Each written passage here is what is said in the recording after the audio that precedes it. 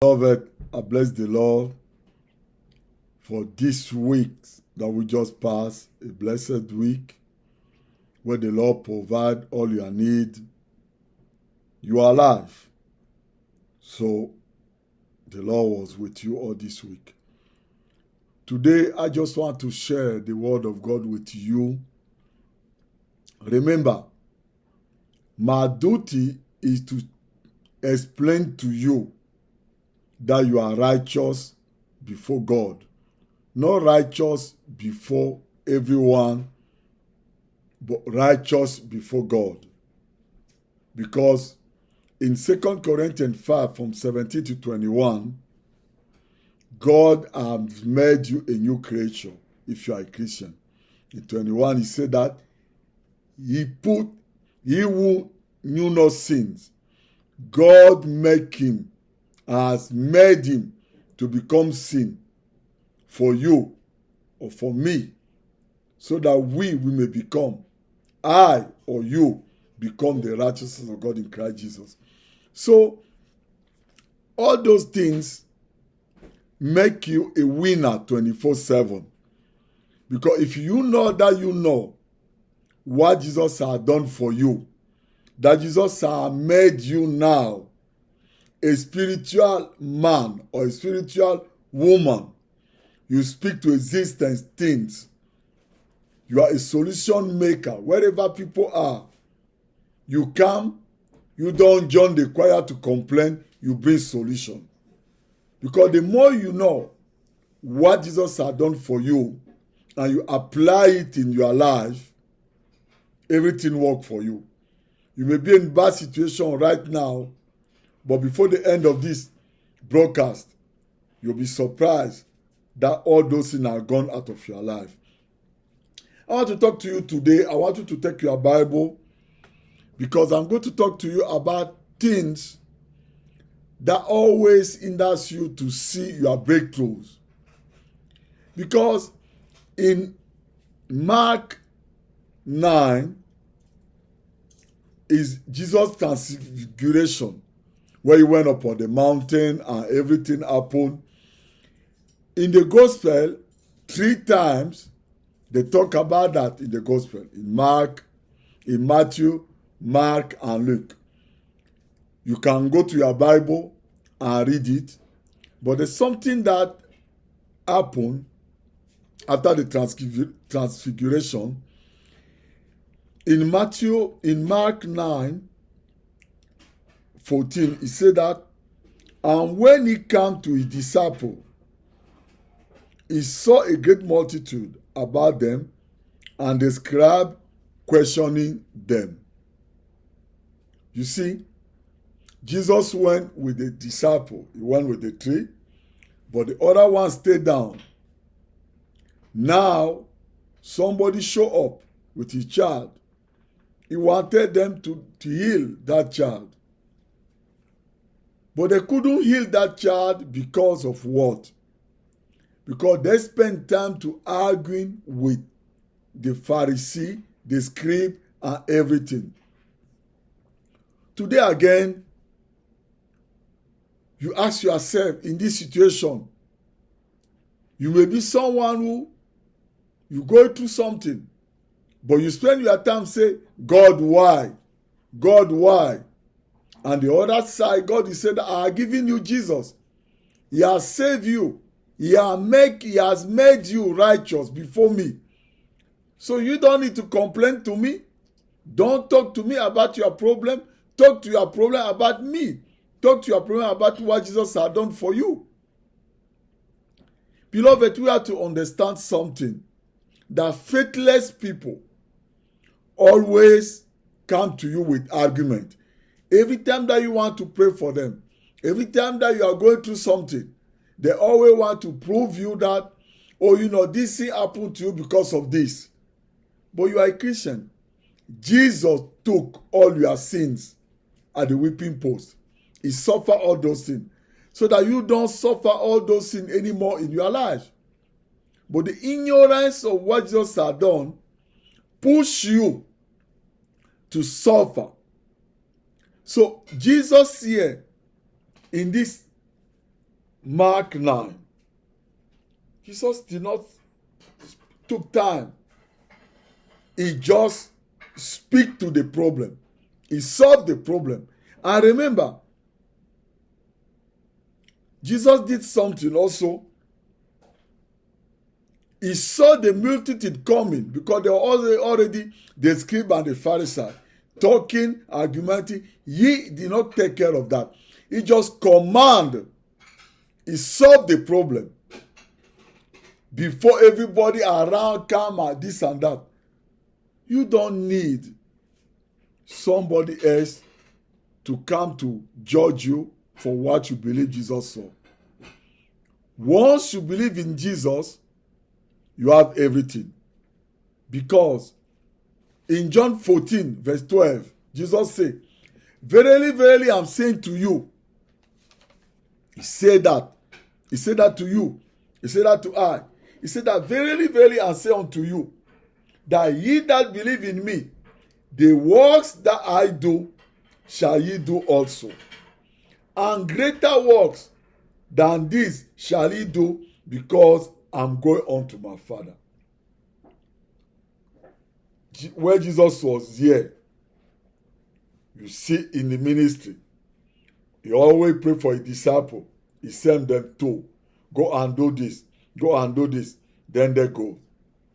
But now Jesus said that now that he has seated in with his Father, we can do as a Christian great and mighty thing that Jesus did on this earth. It's on you. Be somebody with faith today and speak to the mountain. Is there a situation in your life today? The Bible declares that God has made you righteous, and God has made you ambassador.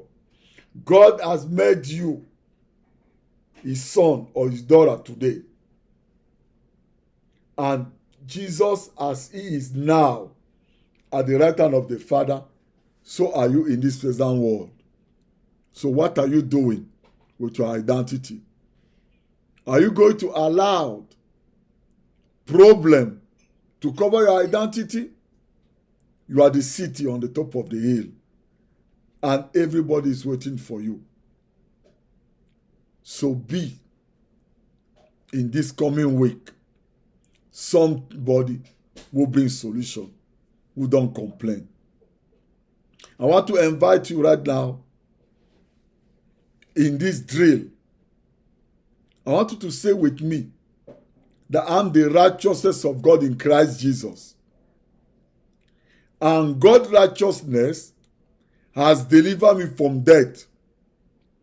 The law of the Spirit of life in Christ Jesus has set me free from the law of sin and death. Therefore, because of the finished work of Jesus Christ, I command any infirmities in my body to leave my body right now in Jesus' name. And I command every virus that will try to attack my body, I command him right now to dry up and die right now in Jesus' name. And I receive the life that Jesus has paid for me through his death and resurrection. I receive that life today in my body right now. And Father, thank you. I give you praise. If you was not able to do something because of that infirmity, I want you to try to do it now. I want you to move that, because Jesus will heal you. The more you practice, you may ask me that, but Brother Samuel, how many times do I have to do this for this thing to leave my body? Maybe you give him a name. You already take it like yours. So you have to keep on praying this prayer. Do this drill every day. Psalm 91, personalize it. I'm going to post it. Psalm 91, personalized. I'm going to post it today.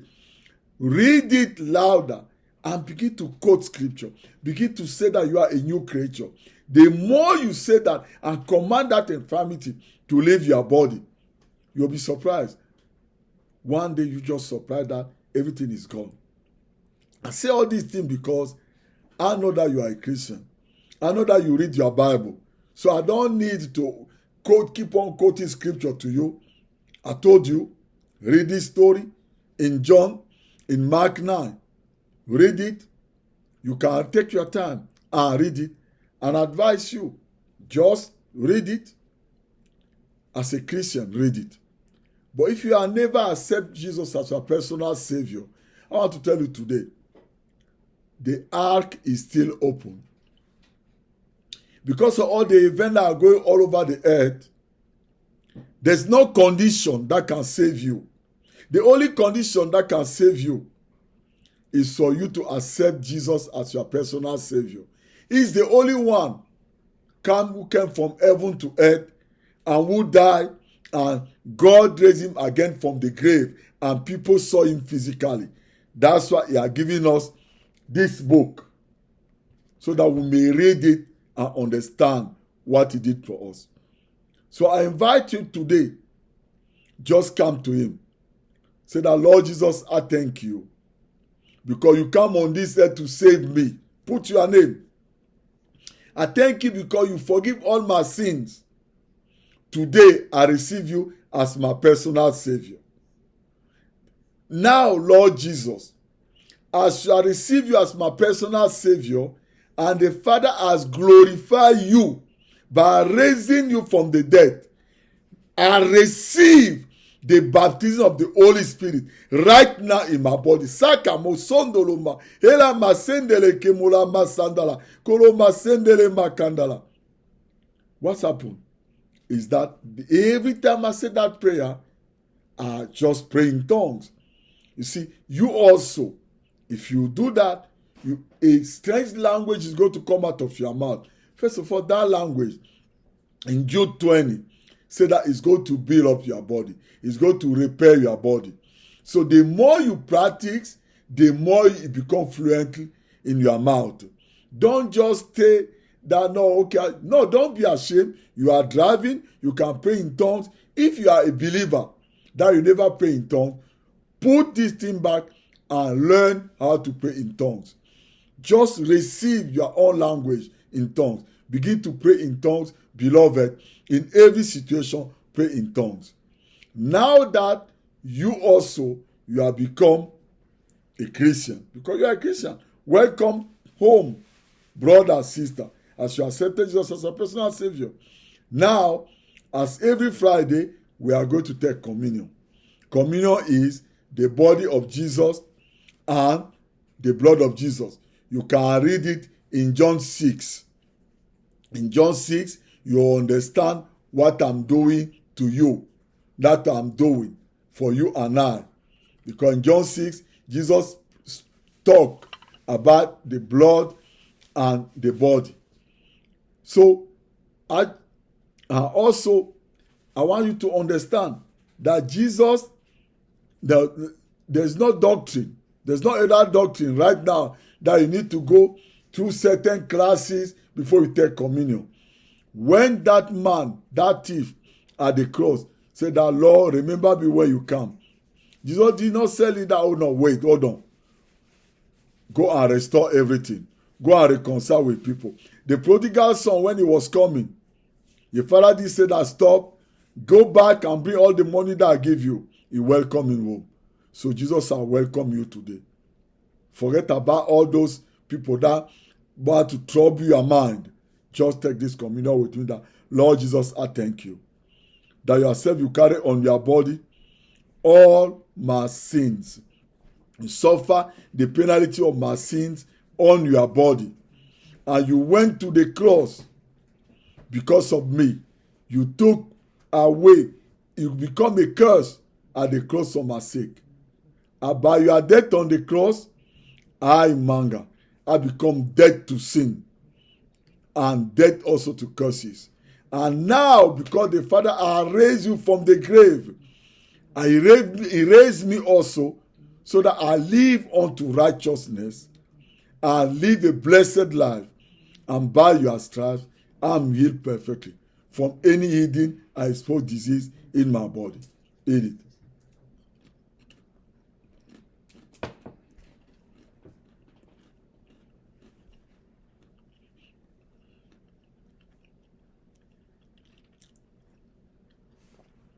Thank you, Lord. Lord, I thank you for this cup, with the cup of your blood that you shed for the forgiveness of my sins. Thank you, Lord, because through this blood you wash me whiter than snow. And your word declared that the life of the flesh is in the blood. So this is your life. You are my good shepherd. You are alive down for me.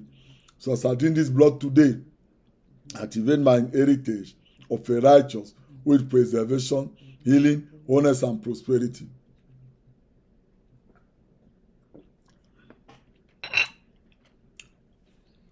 Lord, I thank you. As I eat your flesh and drink your blood, according to John 6, death is not my portion. As I eat your flesh and drink your blood, also according to John 6, as the living Father who sent you, empower you and you live on this earth because of him. I, Manga, also, I receive the empowerment of the Holy Spirit and power to do good and go about healing all those who are oppressed by the devil, because God is with me. And because of the word of God that Jesus has given to me in John 14:12, I'm going to do on this earth greater thing that Jesus has done. Father, I give you praise. I worship you for this day. I thank you for this marvelous weekend that you are giving to me and my family. I cover all my family with the blood of Jesus. Father, I just want to thank you today. I bless you for a brother and sister who follow this broadcast. Father, we cover them with the blood of Jesus. We command the life of God to flow upon them right now in Jesus' name. We give you praise, we worship you. Thank you, Lord. Thank you, Father. Father, I thank you for commanding your blessing upon whosoever is going to watch this video or any time of life. Father, we thank you for commanding your blessing over his life, over his family, and everything that he does in Jesus' name. Remember, you make the difference because you bring solution wherever you go. The Lord bless you. I cover with the blood of Jesus. I have a blessed